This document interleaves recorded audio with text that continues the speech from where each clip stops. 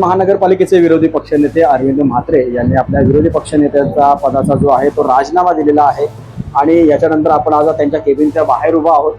विधान परिषद निवडणुकीमध्ये त्यांनी अर्ज मागे घेतल्यानंतर त्यांच्यावर उलटसुलट आरोप प्रत्यारोप होत असताना आता पनवेल महानगरपालिकेच्या विरोधी पक्षनेत्याचा राजीनामा त्यांनी दिलेला आहे। या संदर्भात आपण बघू शकता त्यांच्या केबिनच्या दालनाच्या बाहेर आपण आहोत आणि संपूर्ण दालन आज रिकामा आहे। अनेक पनवेलकर अनेक तक्रारी घेऊन त्यांच्या दालनाबाहेर आले होते, मात्र अरविंद म्हात्रे यांनी स्वतः राजीनामा दिलेला आहे।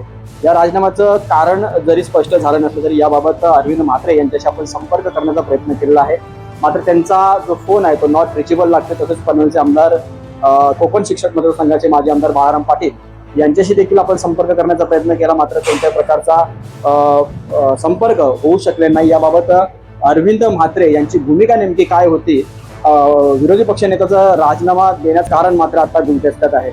मात्र राजकीय वर्तुळात महाविकास आघाडीमध्ये मात्र जोरदार नाराजगी अरविंद म्हात्रेंबाबत पाहायला मिळते। मी शैलेश चव्हाण, लढवय्या, पनवेल।